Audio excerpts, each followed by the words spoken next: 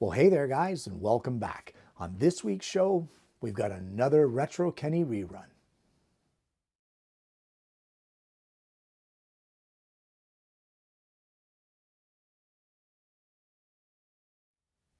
Well, this week's selection again brings us back to 2014, and in this selection, we're going to bring you part two of that folding chair slash stool, library chair, whatever you want to call it.